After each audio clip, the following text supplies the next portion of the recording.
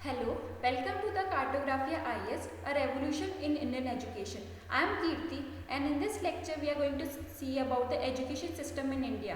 हम सभी इस एजुकेशन सिस्टम ऑफ इंडिया से एजुकेशन जो हम प्रेजेंटली ले रहे हैं अपने सिस्टम से उससे पास ऑन हुए हैं, तो हमें अच्छे से पता है कि हमारे सिस्टम की एजुकेशन सिस्टम की करंटली कौन से चैलेंजेस हैं, ऐसे कौन से चैलेंजेस हैं जिनको प्रॉब्लम्स है जिनको सॉल्व करना इज़ द इमीडिएट रिक्वायरमेंट। तो इस लेक्चर में हम सारे प्रोसेस को, सारे चैलेंजेस को और प्रेजेंट सिचुएशन को एनालाइज करेंगे और ये देखेंगे कि किस तरीके से हम अपने सिस्टम को प्रेजेंट एंड फ्यूचर जनरेशन के लिए बेटर बना सकते हैं। स्टार्ट करने से पहले Cartographia IS use a unique technique that is book to map technique. इसमें आपको कुछ भी रटना नहीं पड़ेगा and your whole syllabus will be covered through the maps.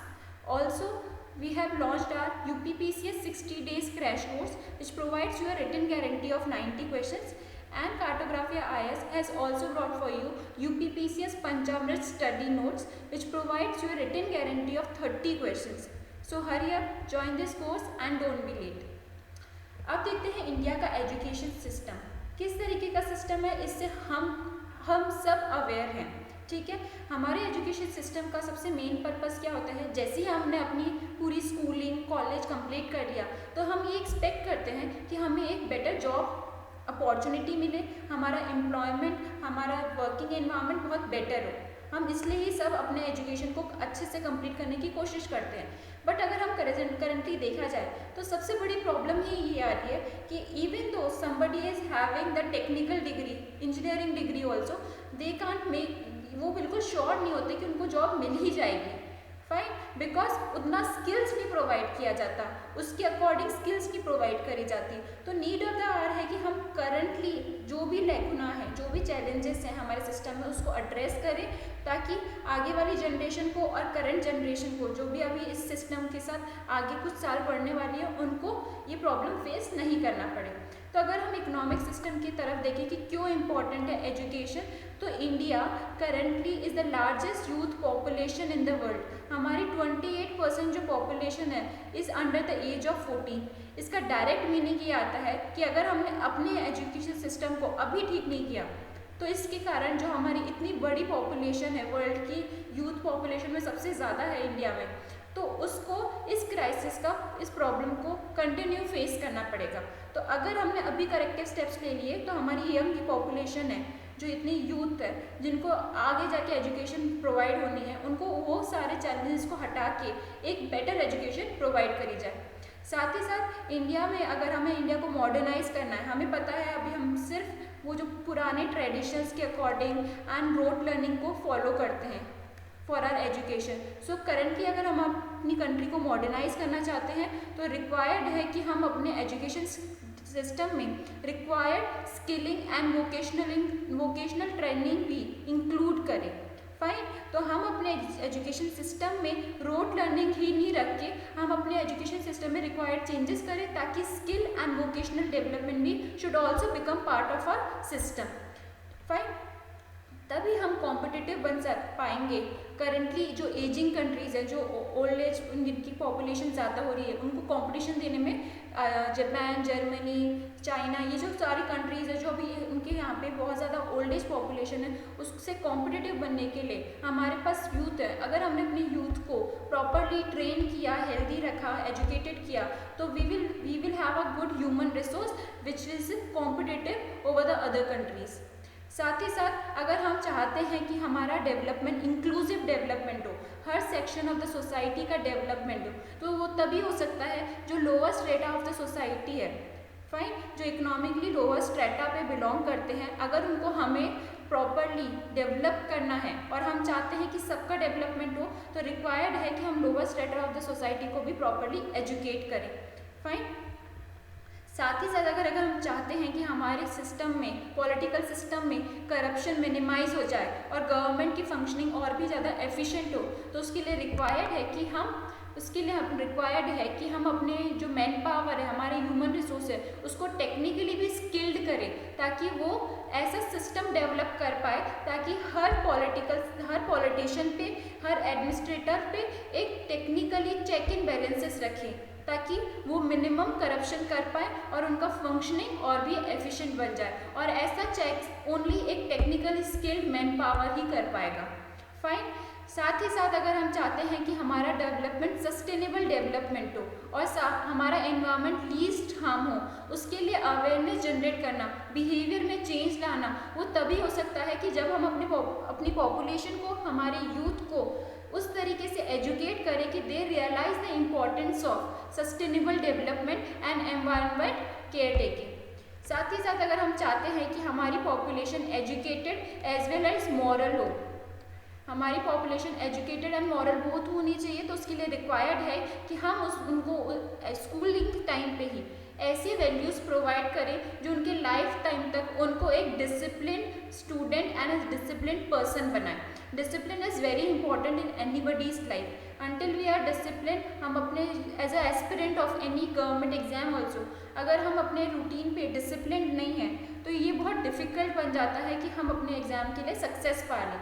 तो उसके लिए रिक्वायर्ड है कि हम अपने यूथ को, हमारी यूथ पॉपुलेशन को जो स्कूलिंग सिस्टम से जा रही है, उनको इन सारी मॉरल वैल्यूज़ के लिए भी अवेयर करें, एजुकेटेड करें। एजुकेशन इन इंडिया देखते हैं कि कॉन्स्टिट्यूशन में एजुकेशन के बारे में कौन कौन से प्रोविजंस हैं। इससे आपको प्रीलिम्स के लिए बहुत क्वेश्चंस पूछे जा सकते हैं कि एजुकेशन से रिलेटेड कौन कौन से कॉन्स्टिट्यूशन में आर्टिकल्स हैं, तो ये भी वहाँ पे भी इम्पॉर्टेंट है। And at the same time अगर आप मेंस का एग्जाम लिख रहे हैं तो आपको ये, अगर आप आर्टिकल्स के यूज़ से, शेड्यूल के यूज़ से या किसी भी पार्ट के तरीके से बताएंगे, या अमेंडमेंट एक्ट बता दिया आपने, लॉ बता दिया, तो आपका जो आंसर का वेटेज है वो और भी इंक्रीज हो जाएगा, आपके एक आंसर को एक लीगल बेसिस मिलेगा। तो always use the article, parts और the act in your answers, it will give you good weightage. Fine.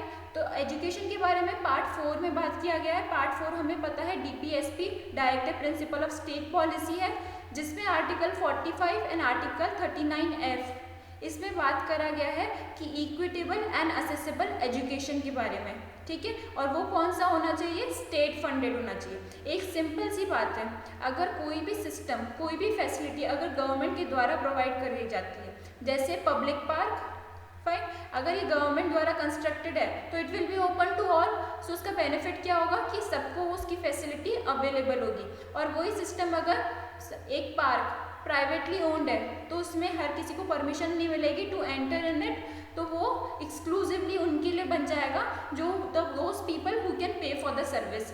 Fine. तो हमें ये देखना है कि जब हमारी प्राइवेट प्लेयर्स भी आ रहे हैं, प्राइवेट बिजनेसमैन भी आ रहे हैं, who are making their own schools, colleges, तो साथ ही साथ गवर्नमेंट की फैसिलिटी होना भी इतना ही इम्पॉर्टेंट है, बिकॉज दो section of the society who can not पे द हाई फीस, उनके लिए रिक्वायर्ड है कि गवर्नमेंट का रोल हो। फाइन। अगर हम देखते हैं 42nd अमेंडमेंट एक्ट 1976, उसमें जो एजुकेशन है वो स्टेट से कॉन्करेंट सब्जेक्ट बन गया था, ठीक है। हमें पता है कि ये सब्जेक्ट्स कौन से में होते हैं? शेड्यूल 7 में होते हैं, ठीक है, जिसमें सब्जेक्ट्स लिस्टेड होते हैं कि कौन से सेंट्रल सब्जेक्ट्स हैं, कौन से स्टेट सब्जेक्ट्स हैं एंड कौन से लोकल सब्जेक्ट्स हैं। तो 47th अमेंडमेंट एक्ट 1976 में ये एजुकेशन है from the state subject to concurrent subject बन गया था। इसका डायरेक्ट मीनिंग ये है कि अब स्टेट्स की भी कॉन्करेंट स्टेट पे भी डिपेंडेंट होता है और सेंटर पे भी डिपेंडेंट होता है कि एजुकेशन की जो पॉलिसीज़ बनी है उसको किस तरीके से इम्प्लीमेंट करें। अगर हमें रिसेंट एक एग्जांपल देखना है तो हमें देखा था कि जब 3 लैंग्वेज पॉलिसी लाई गई थी, लाने की बात चल रही थी, तब तमिलनाडु ने बिल्कुल अपोज कर दिया था कि वो 3 लैंग्वेज पॉलिसी को अडॉप्ट नहीं करेंगे। क्यों? बिकॉज वो चाहते थे कि अगर उनके स्टेट की पॉपुलेशन पे अगर हिंदी को इम्पोज कर दिया तो ये उनकी पॉपुलेशन एक्सेप्ट नहीं कर पाएगी, वो उस तरीके से उसको वेलकम नहीं कर रहे थे इनिशिएटिव को। तो ये इसलिए हुआ था बिकॉज जो सेंटर ने एजुकेशन पॉलिसी के ड्राफ्ट में 3 लैंग्वेज पॉलिसी का जिक्र किया था उससे तमिलनाडु अग्री नहीं करता था। इसका मतलब ये था कि अगर तमिलनाडु चाहे तो वो उसको इम्प्लीमेंट नहीं करेगा। फाइन। तो स्टेट की भी राय चाहिए होती है और साथ ही साथ सेंटर की भी एक परमिशन इज रिक्वायर्ड। अगर हम देखें 86th अमेंडमेंट एक्ट 2002, ये बहुत फेमस अमेंडमेंट एक्ट है। इससे हमें पता है कि राइट टू एजुकेशन इम्प्लीमेंट हुआ था। जो 6 to 14 ईयर्स ऑफ चाइल्ड है सबको free and compulsory education avail कराना इस अमेंडमेंट एक्ट में बात किया गया था। फाइन। तो primary education is free to all and it is compulsory as well. And at the same time ये कौन से आर्टिकल में मेंशन था? Article 21A। तो इसका मतलब है कि ये फंडामेंटल राइट है, एवरीबडी कैन अवेल इट। ठीक है। इसी हम राइट टू एजुकेशन एक्ट में ये भी कहा गया था कि जो डिसएडवांटेज सेक्शंस हैं उनके लिए 25% सीट्स रिजर्व्ड होंगी। फाइन। जो डिसएडवांटेज सेक्शन है जैसे like SC, ST, EWS category minorities हैं उनके लिए सीट्स आर रिजर्व्ड। अगर हम देखें, हमें पता है एजुकेशन सिस्टम हमारा, हम सब इससे पास हुए हैं, तो इसमें सबसे पहले होता है प्राइमरी, जो हमारा प्राइमरी एजुकेशन सिस्टम होता है, then secondary and then higher education. अगर हम प्राइमरी देखें up to the 8 years of age, तो इसमें हमें सबसे ज़्यादा प्रॉब्लम क्या दिखती है? पहले हम देखते हैं चैलेंजेस। इसमें चैलेंजेस क्या हैं? सबसे बड़ी बात है कि रोट लर्निंग।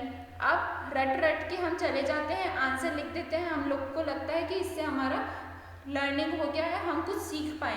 पर अगर वही चैप्टर के बारे में अगर बच्चों से 2 या 3 साल बाद पूछा जाए तो उनको उस कॉन्सेप्ट के बारे में वो अवेयर नहीं होते, तो it is of no use. हमारा एजुकेशन इस तरीके से होना चाहिए कि बच्चों के कॉन्सेप्ट, बच्चों की क्लियरिटी माइंड में और अच्छे से क्लियर हो, उनकी क्लियरिटी, उनके कॉन्सेप्ट्स इतने ज़्यादा क्रिस्टल क्लियर हो कि उनको कुछ भी रटना ना पड़े और वो आराम से समझ पाए, उसका एप्लीकेशन भी समझ पाए कि उनका डे टू डे लाइफ में उसी चीज़ का किस तरीके से एप्लीकेशन है।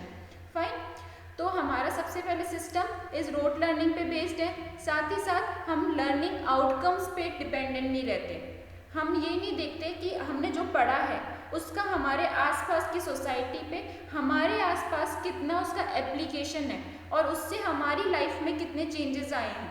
फाइन। हम ये नहीं सोचते कि हम अगर पर्टिकुलर स्किल्स ले रहे हैं तो इसका लाइफ में हमारी इम्पैक्ट कितना पॉजिटिव इम्पैक्ट आएगा। वी ओनली बिलीव कि हमारे इतने मार्क्स आ जाए या तो हमें जॉब मिल जाए। It is important that we also think कि हम लाइफ में कैसे ग्रो कर रहे हैं। फाइन। तो एजुकेशन सिस्टम जो प्रेजेंटली प्राइमरी में है, रोट लर्निंग सिस्टम पे बिलीव करता है और उसमें learning outcome is very less. हमारे कम से कम 78% ऑफ द थर्ड ईयर्स के, जो थर्ड क्लास के जो स्टूडेंट्स होते हैं, जो थर्ड स्टैंडर्ड के स्टूडेंट्स होते हैं, उसमें से 78% जो बच्चे होते हैं वो सेकेंड क्लास की टेक्स्ट को भी रीड नहीं कर पाते। और अगर 50% देखें फिफ्थ क्लास के स्टूडेंट्स, तो वो सेकेंड क्लास के बच्चों की भी बुक्स नहीं पढ़ पाएंगे।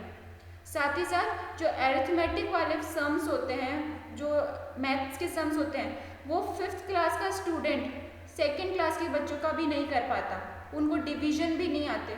तो इसका मतलब ये है कि हम कहीं ना कहीं बहुत बड़ी तरीके से लैकिंग कर रहे हैं। इसका one of the major reason ये भी हो सकता है कि नो डिटेंशन पॉलिसी, किसी को भी फेल नहीं किया जाता। तो उसका डायरेक्ट इम्पैक्ट क्या होता है? हर बच्चे को ये पता होता है कि वो फेल नहीं होंगे, तो वो पढ़ते नहीं है, वो सीखते नहीं हैं। तो अगर ऐसे ही हम उनको प्रमोट करते जाएंगे, उनको सिखाएंगे नहीं, तो एट द लास्ट आगे जाके तो उनको प्रॉब्लम आएगी और वो लाइफ में आगे जाके उनके जो कॉन्सेप्ट्स होंगे वो क्लियर नहीं होंगे। सो एट द सेम टाइम जो ड्रॉप आउट रेट है is around 29% at the primary level. तो जो प्राइमरी लेवल पे ही बच्चे 30% बच्चे तो अपनी स्कूल छोड़ चुके होते हैं। अगर गवर्नमेंट को भी इस चीज़ को एड्रेस करना चाहिए कि हमारे जो स्कूल्स हैं उसमें टीचर की शॉर्टेजेस प्राइमरी स्कूल्स में भी बहुत ज़्यादा है। अगर टीचर कम होगी तो वो कम टीचर्स ही ज़्यादा बच्चों को पढ़ाएंगे। अगर टीचर की वैकेंसी रह गई, उनकी वैकेंसी को फुलफिल नहीं किया गया, तो उसी टीचर पे रिस्पॉन्सिबिलिटी आ जाएगी कि वो ज़्यादा बच्चों को पढ़ाए। इससे जो हर बच्चे को इंडिविजुअली अटेंशन चाहिए होता है उनकी प्रॉब्लम को एड्रेस करने के लिए, वो उनको नहीं मिलेगा। फाइन। साथ ही साथ एक तो वैकेंसी रह गई और जो टीचर्स ऑलरेडी अभी जॉब में हैं they are not well trained. और कई बार तो हम इस बात से वाकिफ़ हैं कि टीचर स्कूल में आती ही नहीं है। गवर्नमेंट स्कूल्स में तो स्पेशली ये केस है कि teachers are not coming to the school, तो इसका डायरेक्ट इम्पैक्ट बच्चों की लर्निंग पे पड़ता है। फाइन। अगर हम देखें तो स्कूल, प्राइमरी स्कूल में अगर गर्ल्स ड्रॉप आउट करती है तो उसका one of the major reasons है कि infrastructure facilities and that is also washroom facilities, toilet facilities are not available for the girls. तो जब गर्ल्स को टॉयलेट फैसिलिटी अवेलेबल नहीं होती तो उनके पेरेंट्स उनको स्कूल भेजना नहीं चाहते इस रीज़न के कारण। और साथ ही साथ अगर हम गवर्नमेंट स्कूल्स, कई गवर्नमेंट स्कूल्स में तो बच्चों के पास फर्नीचर भी नहीं है, तो वो जब इतने 5 या 6 घंटे स्कूल में रहते हैं और फर्नीचर पे नहीं बैठते, नीचे बैठ जाते हैं, तो उनको काफ़ी पेन होता है। तो ये सारी प्रॉब्लम्स एड्रेस करने हैं हमें, अगर हम चाहते हैं कि हमारी पॉपुलेशन एजुकेटेड हो और हर बच्चा इज एजुकेटेड। उसके लिए मोस्ट इम्पॉर्टेंट थिंग इज कि हम अपने टीचर से लेकर, इंफ्रास्ट्रक्चर से लेकर, फर्नीचर से लेकर और लर्निंग आउटकम से लेकर हर चीज़ में होलिस्टिकली चेंजेस लाए, ताकि ये एजुकेशन है वो एक इफेक्टिव बने। पर ऐसा नहीं है कि हमारा जो primary education is all only with the faults. हमने इस over the time after the independence हमने काफ़ी ज़्यादा चेंजेस किए हैं, उनको अडॉप्ट किया है चेंजेस को, to correct ourselves and make our education system a better place. इसमें सबसे बड़ा चेंजेस है कि हमने सर्व शिक्षा अभियान लाए, मिड डे मील लाए और हम राइट टू एजुकेशन एक्ट लाए। सर्व शिक्षा अभियान, मिड डे मील से हमें पता है कि जो बच्चे जिनको स्कूल में एक टाइम का खाना मिलता है, तो उनके parents they are more willing to send their children to the school. अब वो उनको किसी काम पे नहीं भेजते, अब वो उनको भेजते हैं स्कूल में, बिकॉज उनको पता है कि एक टाइम का खाना भी मिल जाएगा और साथ ही साथ उनकी एजुकेशन भी कंप्लीट हो जाएगी। उसके साथ साथ हम देखते हैं कि हमारा जो एनरोलमेंट है सिंस 2009 से, ठीक है, 2009 से ये 96% तक पहुंच गया है।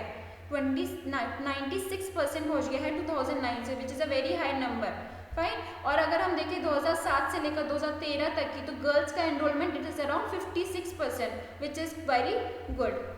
अगर हम इंफ्रास्ट्रक्चर में भी देखें तो इंफ्रास्ट्रक्चर फैसिलिटीज़ में भी कंटिन्यूसली इंप्रूवमेंट किए जा रहे हैं। पहले क्या होता था कि 1 किलोमीटर के एरिया में, अब इन्होंने पॉलिसी बनाई है कि ये 1 किलोमीटर एरिया में प्राइमरी स्कूल जो 1 to 5 क्लास तक होते हैं, 1st to 5th क्लास तक, वो 98% एरिया में अवेलेबल हो, और साथ ही साथ जो अपर प्राइमरी होते हैं 6 to 8 वो विद इन 3 किलोमीटर्स हो, जिसके लिए बच्चों को, अगर 1st to 5 स्टूडेंट्स, तो आप समझ सकते हैं कि कितने छोटे होते हैं, अगर उनका स्कूल बहुत दूर होगा तो वो अकेले आ जा भी नहीं पाएंगे। तो गवर्नमेंट ने इस तरफ ध्यान दिया है कि 1 किलोमीटर के एरिया में उनके स्कूल हो, और जो 6 to 8 बच्चे थोड़े बड़े हो जाते हैं, अब उनके 3 किलोमीटर एरिया में वो स्कूल्स का प्रोवाइड करना की फैसिलिटीज़ कराई है। तो 98% स्कूल्स 1 किलोमीटर्स पे आ गए हैं, और 92% स्कूल जो अपर प्राइमरी है वो विद इन 3 किलोमीटर्स पे आ गए हैं, which is a very good initiative and work. साथ ही साथ अगर हम देखें तो चैलेंजेस क्या हैं सेकेंडरी एजुकेशन के। पहले हमने देखा प्राइमरी एजुकेशन में कितना आउटकम्स हैं, कितने अच्छे बेटर आउटकम्स हमने देखे हैं, फिर उसमें देखा कि स्टिल्स उसमें कुछ चैलेंजेस भी हैं। अब हम देखेंगे सेकेंडरी और हायर एजुकेशन पे। कलेक्टिवली देखते हैं कि after the 9th standard till we pass the college, उसमें कौन से लेकुनास हैं। सबसे बड़ा बात यह है कि जो ड्रॉप आउट है इज़ वेरी हाई, तो ओनली 42% पॉपुलेशन, जो हमारे 42% जो स्टूडेंट्स हैं वो ही कंप्लीट करते हैं, बाकी बच्चे is not able to complete the secondary education. साथ ही साथ there is gap between the expected and the actual abilities. हर बच्चा उतने ही आउटकम्स, इतनी एबिलिटीज़ डेवलप नहीं कर पाता जितना उनसे एक्सपेक्टेड है, ठीक है। तो only 53% of the 14-year-old can read a simple English text and just 44% can perform a simple division. सोचिए मैथ्स का सर बच्चा जो 44% हमारे जो बच्चे हैं वो सिंपल डिवीजन कर पाएंगे। साथ ही साथ गर्ल्स के साथ तो उनकी कंडीशन और भी बुरी है, तो 23% of the girls drop out during the adolescence, और उसका मेजर रीज़न है कि toilet facilities are not there, ठीक है। इवन दो वी हैव स्वच्छ भारत अभियान, पर स्टिल हमें पता है कि ग्राउंड रियलिटी इज़ डिफरेंट, और जब टॉयलेट्स ही नहीं होते तो 9th क्लास के बाद वाले गर्ल्स को स्कूल जाना इज़ वेरी डिफ़िकल्ट। साथ ही साथ देखते हैं कि इनके साथ ये प्रॉब्लम है, अगेन इनकी भी जो एजुकेशन है, जो सेकेंडरी एजुकेशन है स्कूल्स में, वो वोकेशनल ट्रेनिंग नहीं है, उनको कोई ऐसी स्किल्स नहीं प्रोवाइड करी जाती कि वो अपनी लर्निंग के साथ, अपने बुक्स के साथ कुछ और भी सीख सके। तो नीड ऑफ द आवर ये है कि हम उनकी बेसिक सिलेबस को and as well as the vocational training दोनों पे ध्यान दिया जाए, फाइन। और उनको लाइफ के बारे में और ऐसी चीज़ें सिखाई जाए कि उनको difficult challenges in the life that they are facing, जो उनको फेस करने पड़ेंगे फ्यूचर में, उनको वो उनके लिए वो ट्रेन हो ताकि वो उनके लिए वो उस प्रॉब्लम को फेस कर सके। अगर हम देखें कि फाइनेंशियल सपोर्ट जो है गवर्नमेंट के द्वारा भी अंडर द राष्ट्रीय माध्यमिक शिक्षा अभियान वो इज़ नॉट अप्रोप्रिएट। गवर्नमेंट ने कहा था कि वो 27 करोड़ देंगे, बट उन्होंने ओनली 19 करोड़ दिए थे। और ये तो हमें पता है कि करप्शन कितना ज़्यादा है, तो हम ये भी नहीं कह सकते कि 19 करोड़ जो गवर्नमेंट ने अवेल कराया था वो बच्चों की एजुकेशन के लिए अवेलेबल है। नहीं, उसमें भी करप्शन होगी, तो it is very less, is reaching to the ground level. साथ ही साथ हमारा जो बोर्ड सिस्टम है, जो 10th 12th के बाद में बोर्ड्स होते हैं, बच्चों के ऊपर उसके कारण बहुत प्रेशर आता है और उसका कोई यूज़ तो है नहीं। क्यों इतना प्रेशर डालना? हमारा तो फोकस ये होना चाहिए कि लर्निंग को। अब उन पर प्रेशर डाल रहे हैं ताकि वो अपना पूरा सिलेबस बिल्कुल रट के याद कर ले, उसका कोई आउटकम नहीं है। साथ ही साथ हमने तो ये बहुत इंस्टेंसेस भी देखते हैं कि कई बार तो CBSE जैसे इंस्टीट्यूशन के पेपर लीक हो जाते हैं, तो हम उसकी कैसी क्रेडिबिलिटी पे बिलीव करें? उन पर क्रेडिबिलिटी है कहाँ उनकी? ठीक है। अगर हमारा एजुकेशन सिस्टम देखें तो उसमें जो करियर काउंसलिंग है कि फ्यूचर में उनको किस तरीके से उनका इंटरेस्ट है उसको पहले ही जान लिया जाए, उनको उसी डायरेक्शन में मोटिवेट किया जाए, ये हमारे सिस्टम में अभी प्रेजेंटली नहीं है। और बच्चों के पास अगर उनको स्कूल में कुछ समझ में नहीं आता या स्कूल में उनकी टीचर ही नहीं आई तो उनको कोचिंग्स में जाना पड़ता है। कोचिंग्स में वो ही जा सकता है जिसके पास रिसोर्सेज हो। तो ये वो अगेन सिचुएशन क्रिएट हो गई हैव एंड हैव नॉट्स वाली, जो कार्ल मार्क्स बात करते थे कि जिसके पास रिसोर्सेज है वो कोचिंग जा सकता है और जिसके पास नहीं है वो एक्स्ट्रा फैसिलिटीज़ लर्निंग के लिए अवेल नहीं कर सकता। तो हमें ये ध्यान रखना है कि हमारी जो स्कूल सिस्टम हो वो ही एडुकेटली उसमें टीचर्स ट्रेन हो और साथ ही साथ हम बच्चों की स्किल्स एंड काउंसलिंग भी टाइम टू टाइम करते रहें। अगर हम हायर एजुकेशन में देखें तो हायर एजुकेशन को जनरली UGC रेगुलेट करता है, which is the third largest in the world after the US and the China. तो हमारा higher education system is third largest in the world after the US and China. इसमें अगर हम देखें कि gross enrolment जितने बच्चे एनरोल करते हैं इज जस्ट 26%। तो हम देखो कितना ड्रॉप कर गए कि 12th के बाद तो जस्ट 26% बच्चे ही अपनी हायर एजुकेशन कंटिन्यू कर रहे हैं। अगर वो हायर एजुकेशन कंटिन्यू नहीं करेंगे तो वो एम्प्लॉयबल भी नहीं होंगे। तो हमें ये सारी चीज़ों को एड्रेस करना है। अगर एनरोलमेंट में देखें तो ये ऐसा नहीं है कि पूरे ओवरऑल इंडिया में 26% है, ये वेरी करता है from the state to state. अगर हम कॉलेज डेंसिटी देखें इस 7 in Bihar and 59 in Telangana in comparison, मतलब अगर हम रीजन वाइज देखें तो हर किलोमीटर पे हर एरिया में बिहार में हमें 7 कॉलेजेस मिल जाएंगे, पर तेलंगाना में वो 59 है। तो रीजन टू रीजन वेरी करता है कि कितने कॉलेजेस अवेलेबल हैं। साथ ही साथ हमने ये भी देखा है कि कॉलेजेस जनरली लोकेटेड होते हैं अर्बन एरियाज़ में, तो रूरल और अर्बन के बीच में वेरिएशन है डेंसिटी में। रूरल एरियाज़ में इतने कॉलेज की फैसिलिटी अवेलेबल नहीं होती, तो जो बच्चे अपने रूरल एरिया से अर्बन में नहीं जा पाते, जनरली गर्ल्स नहीं जा पाती कई रीजन्स के कारण, तो उनकी हायर एजुकेशन रुक जाती है। तो ये गवर्नमेंट के लिए बहुत इम्पॉर्टेंट है कि वो अपने education institutions colleges university rural areas में एक्सक्लूसिवली लोकेट करें। अभी हमारा जो एजुकेशन सिस्टम है वो एंटरप्राइज मॉडल पे बिलीव करता है, मतलब उसमें कोई भी research innovation like activity students में इनपुट करने के लिए, उनमें डालने के लिए ऐसा कोई भी सिस्टम नहीं करता। और अगर आप आगे भी देखेंगे तो हमारे इंडिया में जिस तरीके का सिस्टम है, पहले वो कुछ सिस्टम ऐसे हैं जो एजुकेशन पे बिलीव करते हैं और कुछ सिस्टम है जो रिसर्च पे फोकस करते हैं। तो एजुकेशन वाले सिस्टम में रिसर्च होना इज़ वेरी लेस, ठीक है। जैसे हम भी अपने कॉलेजेस में देखते थे, हमारे जो कॉलेजेस होते हैं वो बहुत ऐसे कम कॉलेजेस हमें इंडिया में मिलते हैं जो एजुकेट भी कर रहे हैं, जो अपने करिकुलम को भी फॉलो कर रहे हैं और साथ ही साथ बच्चों को रिसर्च एंड डेवलपमेंट में भी मोटिवेट एंड प्रमोट कर रहे हैं। नहीं, ऐसे बहुत कम ऐसे इंस्टीट्यूशंस होते हैं। तो नीड ऑफ द आवर है कि हम education curriculum and the research दोनों को इंटीग्रेट करें ताकि हमारे बच्चों का होलिस्टिकली डेवलपमेंट हो। फाइन। अगर हम देखें तो अभी हम किस तरीके से दो मॉडल्स होते हैं एजुकेशन सिस्टम के, एक होता है पैसिव, एक होता है कैचिंग अप मोड। अब पैसिव सिस्टम क्या होता है और कैचिंग अप मोड क्या होता है? देखिए, अगर हम एक एक्टिव मोड देखें, एक्टिव मोड ये होता है जो जनरली डेवलप कंट्रीज़ में मिलता है। जो कंट्रीज़ इकोनॉमिकली डेवलप होती है वो अपने रिसोर्सेज अपने हायर एजुकेशन पे लगाती हैं, तो उसका इम्पैक्ट क्या होता है? जो कंट्रीज डेवलप्ड है और अपने रिसोर्सेज अपनी पॉपुलेशन के हायर एजुकेशन पे लगा रही है, तो डेफिनेटली उसका इम्पैक्ट उनकी पॉपुलेशन पे, उनके यूथ पे दिखेगा। पर कैचिंग अप मोड क्या होता है? इसमें जो गवर्नमेंट होती है इन द डेवलपिंग कंट्रीज वो अपने रिसोर्सेज वो अपने रिसोर्सेज इस तरीके से फोकस करती है, उसके पास एक तो लिमिटेड रिसोर्सेज होते हैं, तो उसका जो बेनिफिट होता है ना वो हर किसी को अवेलेबल नहीं होता। और पॉपुलेशन के पास ही रिसोर्सेज कम होते हैं, तो वो भी अगर उनके पास इतने रिसोर्सेज हैं और वो सिर्फ डेडिकेटेड है, तभी वो अपने बच्चों को हायर एजुकेशन में भेजेंगे। नहीं तो ये सारा डिपेंड किस पे करता है, गवर्नमेंट के पे, कि गवर्नमेंट कितनी चीपली, मतलब कम प्राइस में उनको एजुकेशन, उनकी फीस लेके उनको एजुकेट कर रही है।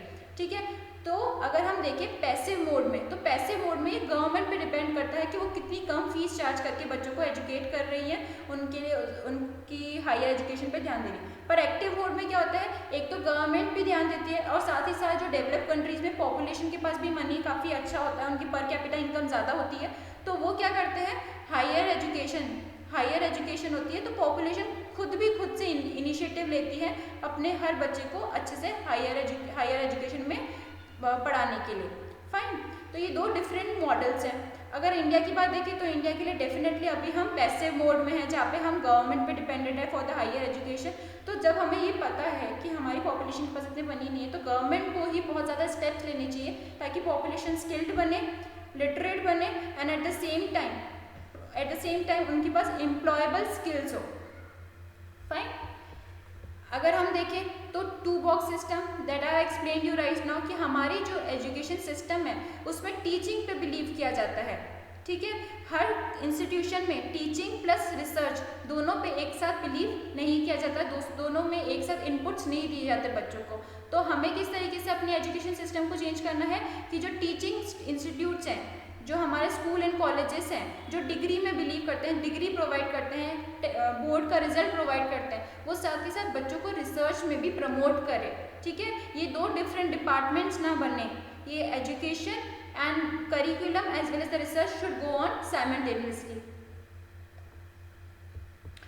अगर हम देखें बच्चों के पास इंटरडिसिप्लिनरी लर्निंग वो बहुत कम है। रिसेंटली हमने देखा था कि हमारी जो एजुकेशन पॉलिसी, नई एजुकेशन पॉलिसी है, वो by the union government approve कर दी गई है।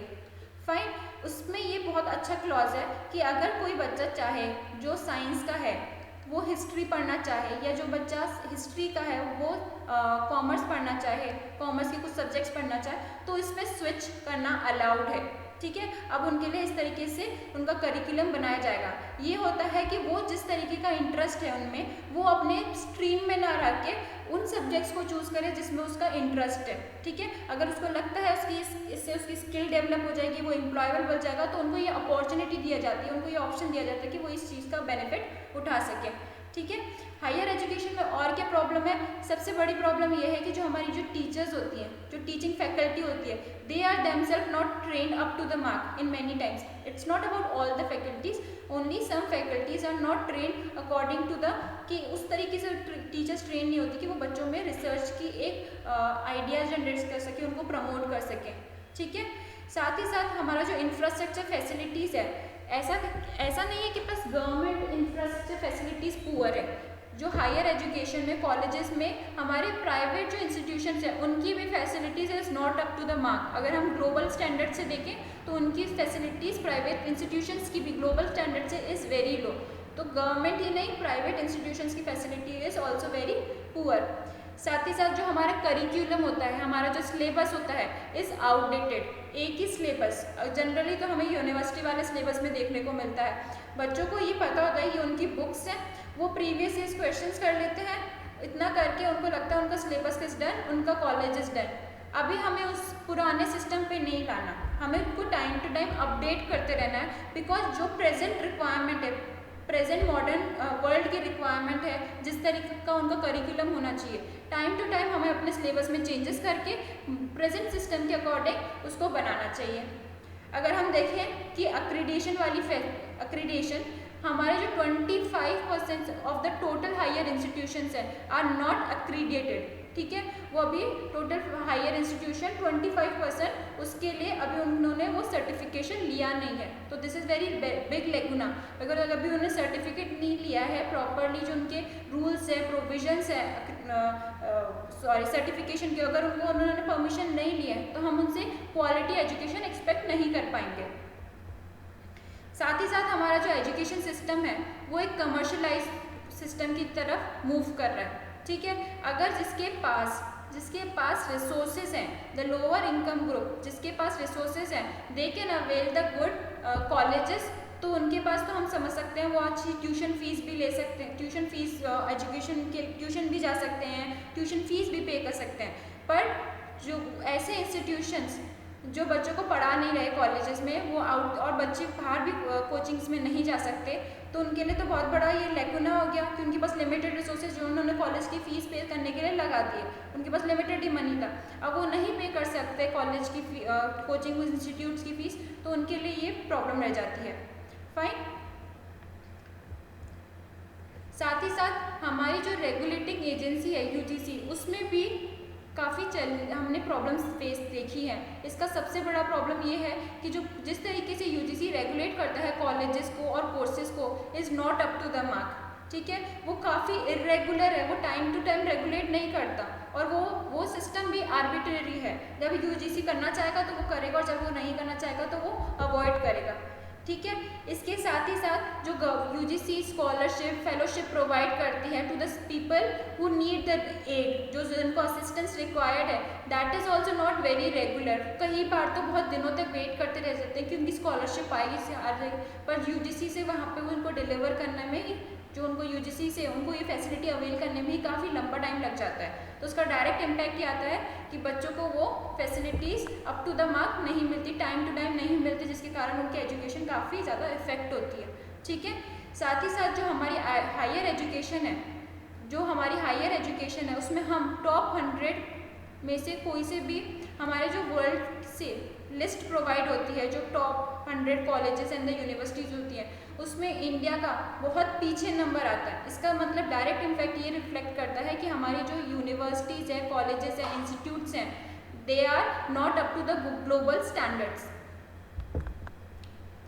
ग्रॉस एनरोलमेंट रेशो, मैंने अभी आपको बताया था कि it is very low, around 26% of the population is only going to the higher education. मतलब इतने ही लोग, अगर इसमें से भी only 20% will able to clear it, तो इसका मतलब ये है कि हमारी जो एम्प्लॉयबल स्किल्स है पॉपुलेशन में, वो कम है। उसी के कारण ही हमारी population is not that developed.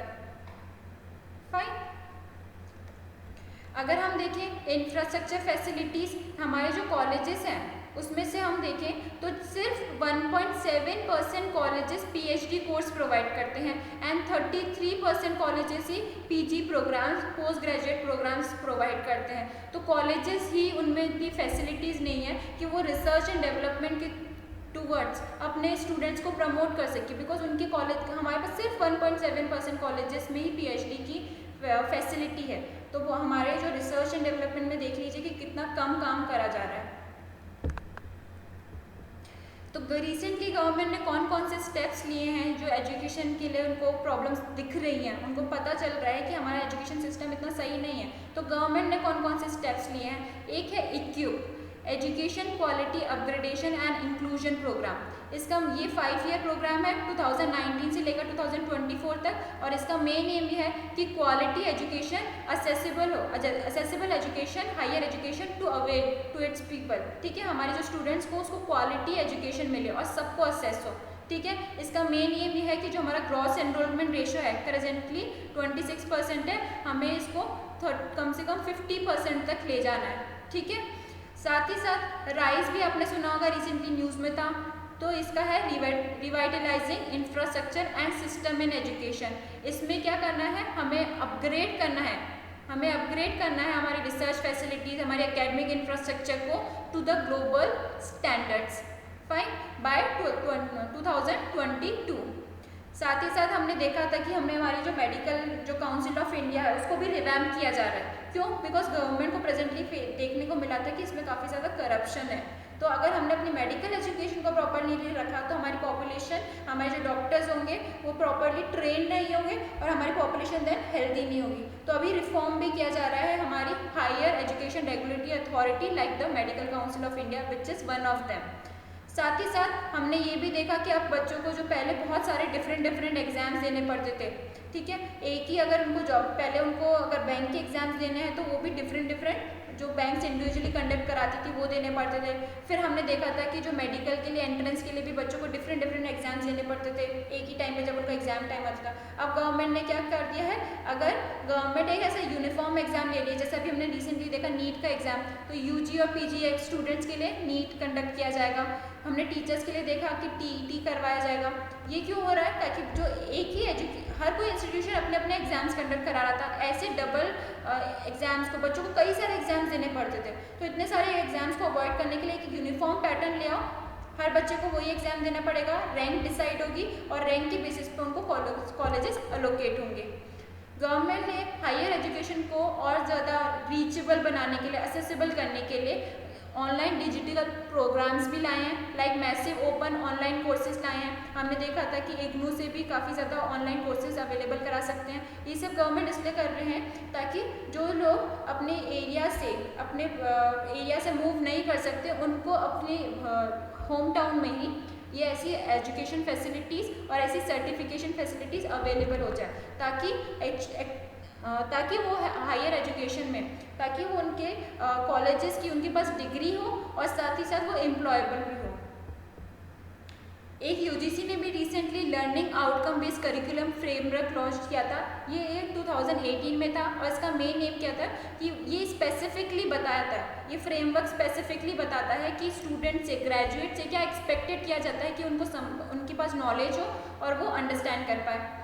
साथ ही साथ आपने ये भी देखा होगा all India survey on higher education, ऐसे कहा जाता है इसको। इसका मेन काम क्या होता है, to identify and capture all the institution of higher learning in the country. उनके बारे में डेटा कलेक्ट करो और उनको एनालाइज करो कि उनकी क्वालिटी कितनी बेटर है, ठीक है, उनकी क्वालिटी कितनी अप टू द मार्क है। उसको एनालाइज करने का काम किसका है, ऐसे का all India survey on higher education.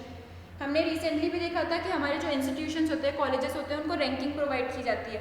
तो national institution on ranking framework जो 2015 में डेवलप हुआ था और हर साल वो रैंकिंग प्रोवाइड करता है एजुकेशन इंस्टीट्यूशन को on the 5 basic principle, 5 basic parameters है कि किस बेसिस पे कॉलेजेस को, इंस्टीट्यूशन को रैंक प्रोवाइड करेगी। तो पहला है टीचिंग, लर्निंग एंड रिसोर्सेज के बेसिस पे, देन उनकी ग्रेजुएशन के आउटकम्स क्या हैं, उनका परसेप्शन क्या है, उनकी आउटरीच इंक्लूसिविटी किसकी है, उसके बेसिस पे हर कॉलेजेस को, इंस्टीट्यूशन को रैंक प्रोवाइड किया जाएगा और उसके रैंक के बेसिस पे स्टूडेंट्स आइडेंटिफाई कर पाएंगे कि कौन सा कॉलेज कितना अच्छा है और जनरल पब्लिक को भी नॉलेज होगी कि कौन सा कॉलेज और कौन सा इंस्टीट्यूशन बेटर परफॉर्मिंग है रेदर देन द अदर्स। समग्र शिक्षा भी रिसेंटली न्यूज़ में था, जिसमें 3 स्कीम्स को इंटीग्रेट किया है। एक है सर्व शिक्षा अभियान, राष्ट्रीय Madhyamik Shiksha Abhiyan and centrally sponsored scheme on teacher education. इन तीनों को इंटीग्रेट किया गया है ताकि जो मेन फोकस है प्राइमरी एजुकेशन और सेकेंडरी एजुकेशन का, दोनों को इंटीग्रेट करें, साथ ही साथ टीचर की भी ट्रेनिंग हो, तो ताकि इंडिविजुअली फोकस नहीं करना पड़े स्कूल के लिए कि बच्चों की पहले प्राइमरी पे फोकस किया जाए, नहीं फिर सेकेंडरी भी किया जाए, फिर हम टीचर्स पे करें, ऐसा कुछ भी नहीं। अब हम क्या करेंगे, होलिस्टिकली बच्चों के स्कूलिंग सिस्टम पे फोकस करेंगे कि उनकी प्राइमरी से लेकर सेकेंडरी एजुकेशन स्मूथली फंक्शन करे, स्किल्ड प्रोवाइड किया जाए और साथ ही साथ टीचर्स भी ट्रेंड हो।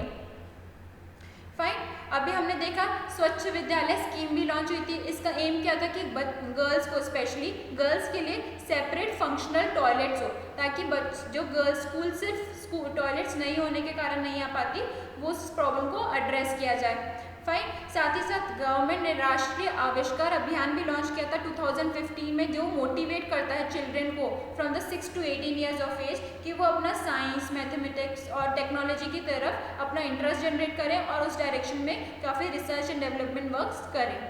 फाइन, गवर्नमेंट रिसेंटली हेफा के बारे में भी बात हुई थी, हायर एजुकेशन फाइनेंसिंग एजेंसी, ये सेटअप कर गई थी ministry of human resource development and Canara bank to fund higher education institutions. तो ministry of human resource development का नाम अभी रिसेंटली पॉलिसी में चेंज कर दिया गया था, इसका नाम हो गया है ministry of education.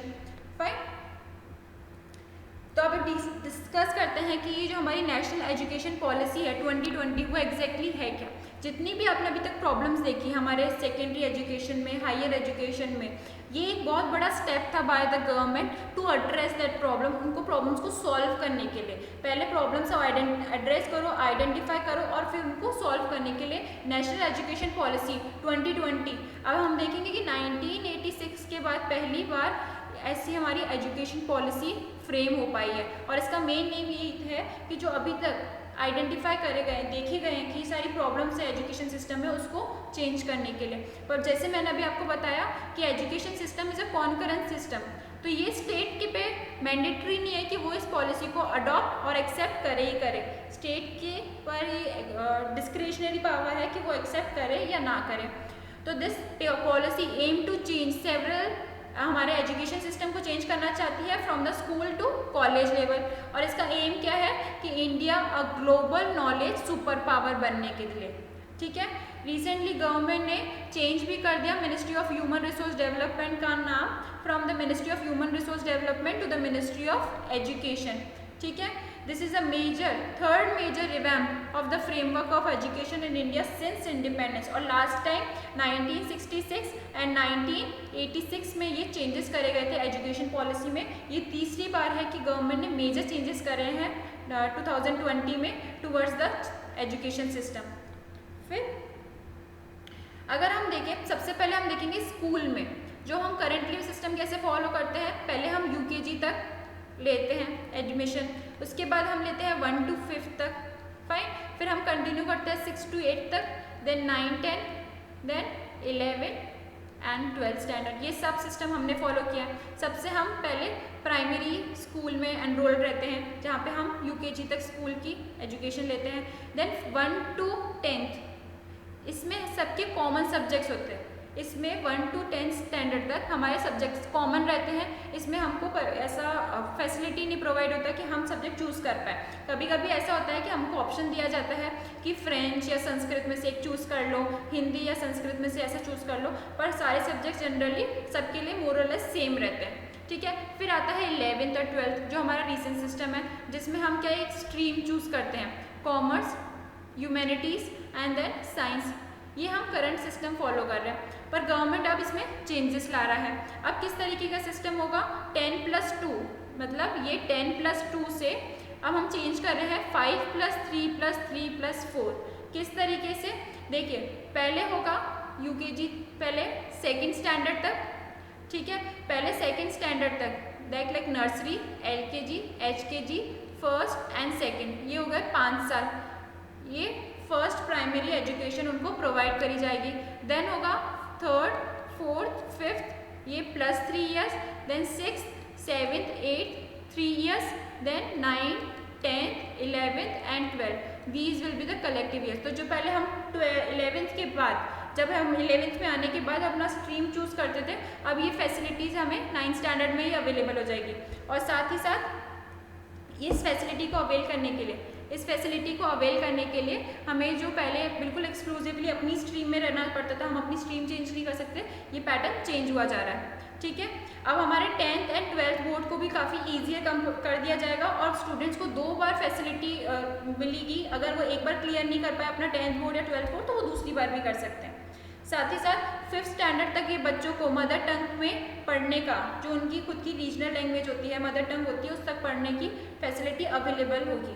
Fine, compulsory नहीं है कि वो इंग्लिश में ही पढ़े या हिंदी में ही पढ़े, अब वो मदर टंग में भी कर सकते हैं। साथ ही साथ 6th स्टैंडर्ड से बच्चों को वोकेशनल एजुकेशन और इंटर्नशिप भी प्रोवाइड करी जाएगी।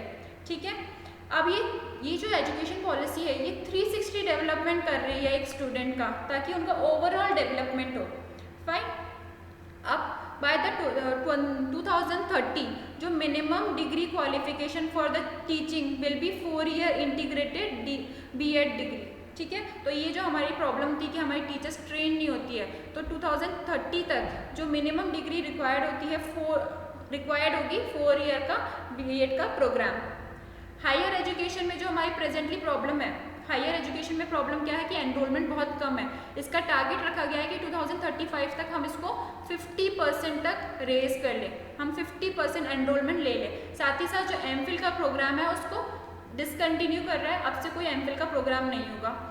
हम अब अपनी पॉपुलेशन को रिसर्च एंड डेवलपमेंट की तरफ प्रमोट करेंगे। उसके लिए नेशनल रिसर्च फाउंडेशन क्रिएट किया गया है as the apex body for fostering the research culture and building research capability across higher education.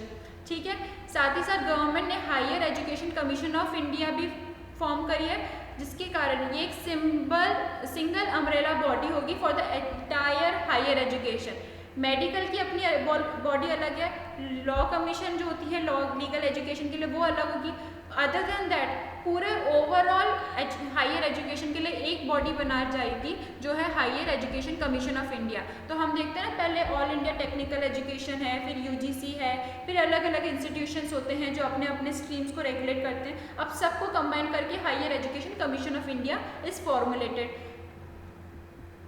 ठीक है, इसका एम क्या है? जैसे हमें प्रेजेंटली पता है कि गवर्नमेंट सिर्फ 4.6% ऑफ द जीडीपी एक्सपेंडिचर करती है ऑन द एजुकेशन, जिसको इंक्रीज कर दिया जाता है नेशनल एजुकेशन पॉलिसी से टू 6%। सो इसका इंक्रीज करने का डायरेक्ट इम्पैक्ट पड़ेगा, हमारी population will be more better educated and oriented towards research and development. साथ ही साथ हमें अपनी पॉपुलेशन का कॉग्निटिव डेवलपमेंट भी करना है और फिजिकल एंड सोशल अवेयरनेस भी उनमें डेवलप करनी है, ताकि उनका एक विजन डेवलप हो, उनका एक क्रिटिकल थिंकिंग डेवलप हो उनके में towards the life, towards the scientific things and the things around them in the world. Fine. अगर हम देखें कि एजुकेशन सिस्टम में after the national education policy भी क्या चीज़ें रह गई हैं जो हमें चेंज करनी है, उसका सबसे बड़ा रीज़न है कि जो अभी हमारी यूनिवर्सिटीज़ होती हैं उसको जनरली हमने देखा है कि governor is the post, governor ही उस स्टेट का गवर्नर ही उसका चेयरमैन बन जाता है। तो हमें पॉलिटिकल सिस्टम और एजुकेशन सिस्टम को दोनों को साथ में नहीं ले सकते हमें, तो हमें इनको सेपरेट करना है। तो ये जो अभी करंटली जो होता है कि the chancellor will be the governor of the state, वो सिस्टम को चेंज करना है। साथ ही साथ जो हमारे इंडियन यूनिवर्सिटीज़ होती है उनको फॉरेन यूनिवर्सिटी के साथ इंटीग्रेट करके उन दोनों को साथ में ऑपरेट करने के लिए प्रमोट करके हमें इंडियन इंस्टीट्यूशंस को डेवलप करना है। फाइन। हमें ये भी ध्यान देना है कि हमारी जो इंफ्रास्ट्रक्चर फैसिलिटीज़ है और टीचर्स की जो टीचर्स हैं जो ट्रेंड है उनका भी ट्रेनिंग बेटर तरीके से हो, ताकि वो अपने स्टूडेंट्स को रिसर्च एंड डेवलपमेंट के लिए प्रमोट कर सके, उनको और मोटिवेट करें। और हमारी जो गर्ल्स हैं जो स्कूल्स नहीं जा पा रही, कॉलेज नहीं जा पा रही because of the infrastructure facilities, और बच्चे भी स्कूल नहीं जाते बिकॉज दे गेट टायर्ड, तो वो 5-6 घंटे तक नीचे बैठे रहते हैं। हमें इन सब चीज़ों के ऊपर ध्यान देना है। उसके लिए इन सारी फैसिलिटीज़ को अवेलेबल कराने के लिए गवर्नमेंट द्वारा प्रॉपर रेगुलरली फंडिंग होनी चाहिए विदाउट एनी करप्शन, ताकि हम अपने एजुकेशन सिस्टम को इम्प्रूव कर पाएँ। और साथ ही साथ जो हायर एजुकेशन इंस्टीट्यूशंस होते हैं जो अभी गवर्नमेंट के टाइम टू टाइम नॉट का वेट करते हैं या ऑर्गेनाइजेशन का या उनकी रेगुलेटिंग अथॉरिटी का वेट करते हैं for the approval in each and every function, अब उन्हें हायर एजुकेशन इंस्टीट्यूशन को more and more autonomy provide करनी चाहिए ताकि वो अपने फंक्शन खुद से रेगुलेट कर पाए। तो उम्मीद करती हूँ आपको इस लेक्चर में काफ़ी कुछ समझ में आया होगा। Education from the primary front to the secondary to the higher education, ये पूरा system how to change it and किस तरीके से किस डायरेक्शन में मूव करना चाहिए आपको इस लेक्चर से समझ में आया होगा। If you want to join your UPPCS 60 days crash course और UPSC Panchamrit study notes, you can contact on this number and at the same time you can click on the link in the description box. You can connect with us on the Twitter, Facebook, Instagram and YouTube also. Thank you for watching and have a nice day.